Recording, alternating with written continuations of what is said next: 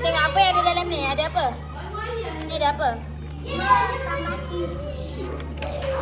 Wow, ni ada apa? Ceritakan. Okey, lagi. Ni apa ni?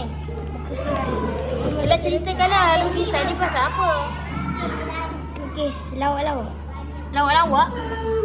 Apa yang paling lawak? Semua ni. Oh, semua ni lagi? Okey.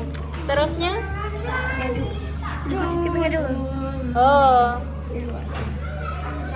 Okey, lagi? Wah, cantiknya. Okey, lagi?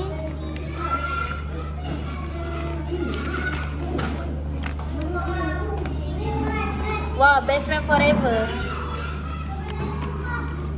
Eropah. Ni apa ni? Eropah. Eropah. Tengok FIFA tak? Main sokong mana? Aku Malaysia. Cup. Okey, ni apa lagi? Duolingo. Duolingo ni apa?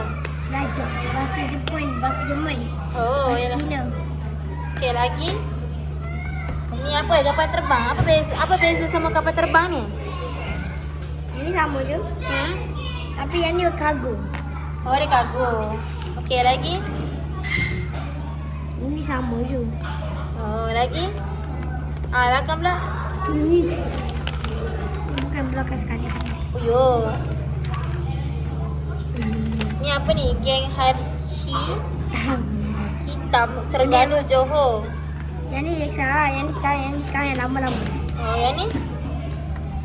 Johor, faham. Yang ni Afi. Afi. Okey, yang ni pula. Yang ni Malaysia, cara kita jadi negeri. Ini di kreatif. Tahu kalau cuba buat peta raup, tahu tak peta? Tak. Kenapa Umay suka melukis? Sebab mula-mula saya suka melukis, tapi sekarang saya dah biasa melukis. Kenapa seronok melukis? So, Sebab apa? Tak tahu.